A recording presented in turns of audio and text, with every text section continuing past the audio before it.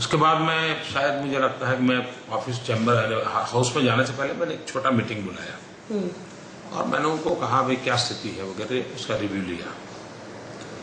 तो मैंने पहली सूचना उनको जो दी थी वो ये थी कि भाई देखिए बाकी पैसेंजर जो है और बाकी ट्रेन है वो तुरंत वहां से निकल जाए, इसकी व्यवस्था करो रेलवे से बात करके, वरना ये हजारों पैसेंजर वहां होंगे और ये कुछ हुड़दंग चलेगा तो और ज्यादा हो जाएगा।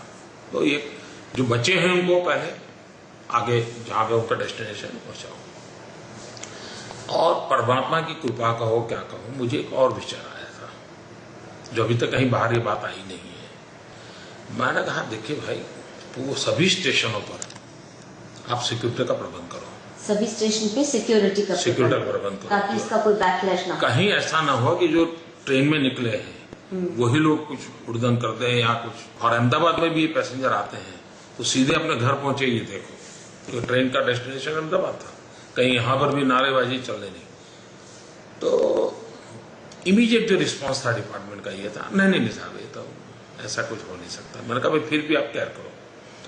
और शायद आनंद स्टेशन पर या कहीं तो भी कुछ घटना घटी भी थी ट्रेन के साथ। तो मेरे अफसरों का साहब आपका असेसमेंट सही निकला, अच्छा हुआ आपने कहा, और सब उस प्रकार से उन्होंने जो पॉजिटिव वो भी दिया था।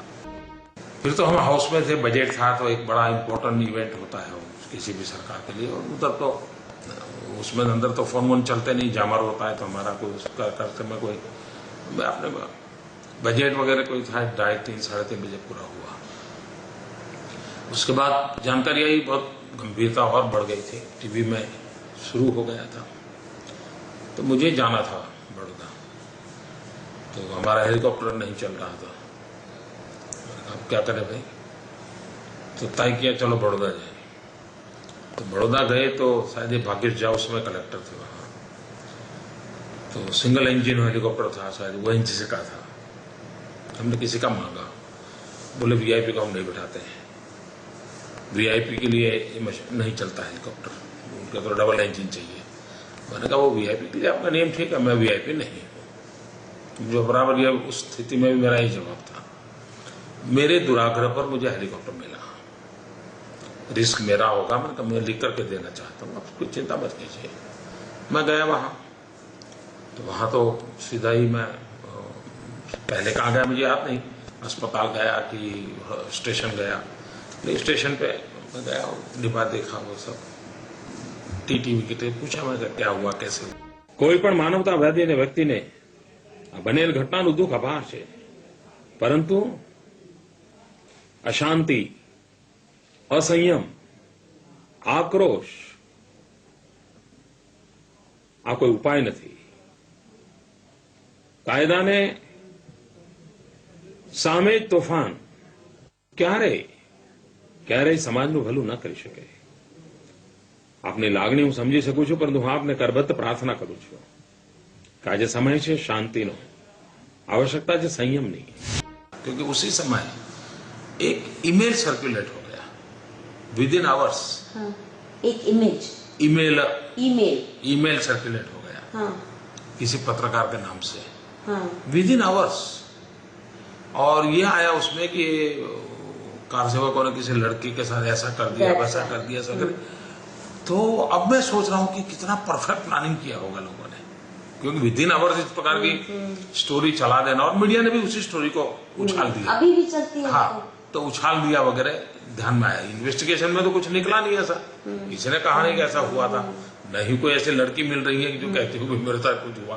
तो खैर उस समय तो ये फिर हम वहां सबको मिले, वहां मीडिया मिला, मीडिया को मैंने कहा ये दोषितों को सजा होगी, सबको शांति रखनी चाहिए, किसी ने कानून हाथ में नहीं लेना चाहिए, वगैरह वगैरह जो मुझे बताना था वो मैंने देखी। उसके बाद मैं अहमदाबाद वापस आया, तो मैंने वहां से मेरी ऑफिस में सूचना, जो मैं कोई सिस्टम बहुत जानता था ऐसा नहीं था, जो मुझे उस समय सूझ गया, मैंने फोन किया मेरे अफसरों को, मैंने कहा भाई रात को मुझे लगता है कि इनको केयर करनी पड़ेगी, सब किनकी केयर करनी पड़ेगी, स्थिति की संभालना पड़ेगा। मैं रात को आया, यहाँ अफसरों को बुला लिया, मुझे याद नहीं है कितने अफसर थे अभी, वो मैंने एसआईटी को सारा डिटेल दिया हुआ है। उसमें मैंने कहा भाई देखिए, उसमें मैंने कहा भाई आर्मी को आप अलर्ट करना चाहिए। रात की बात है, 27 रात की। मुझे ये बताया गया कि आर्मी तो जोधपुर बॉर्डर पे है, आर्मी नहीं है। तो मैंने ये कहा कि भाई कम से कम उनको ये समझाओ, उनके पास नाई होंगे, धोबी होंगे, नाई होंगे, धोबी होंगे, ये जो वो तो रहता ही है, कुक होंगे, उनके पास भी यूनिफॉर्म रहता है। उनको भी गाड़ी में बैठा करके एक बार घुमा। अच्छा, कपड़े पहन करके आर्मी घूमती है, उसका भी एक इम्पैक्ट होता है। इतना करवा लो, ये शुरू कर दो, तो लोगों को लगेगा कि यहाँ पूरी एक उसका एक डर पैदा होता है। यहाँ तक मेरे मन में विचार आए और मैंने कन्वे किए थे। सचमुच में हमारा जो सिविल अस्पताल है जहाँ बॉडी आना चाहिए, वो तो हार्ट ऑफ द सिटी है। हमने जितनी भगवान ने बुद्धि समझ दी है, हमने कहा भाई उसको आउटस्कर्ट्स में ले जाओ। तब ये 16 जो है वो जंगल था, ये तो इन 10 साल में डेवलप हुआ है। तब तो वो जंगल था, तो वहां ले जाओ भाई, ताकि और मोटे तौर पर डेड बॉडी, क्योंकि ट्रेन साबरमती आ रही थी, अहमदाबाद की तरफ के डेड बॉडी थे।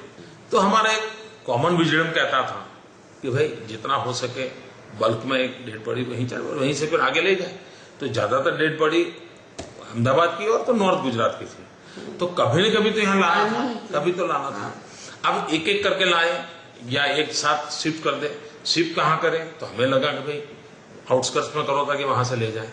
और उसको भी हमने कोई वहीं 16 में शायद 25-30 तो वहीं पर अग्निकांड कर दिया।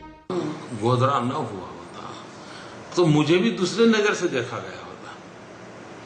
ये तो गोधरा उनको, मुझे और आरएसएस को बदनाम करने के लिए उनको उपयोग में लिया जा रहा है। हाँ, लेकिन मेरे एक्चुअल काम और कैरेक्टर को देखा जाए तो संघ के विषय में भी उनको पुनर्विचार करना पड़ेगा।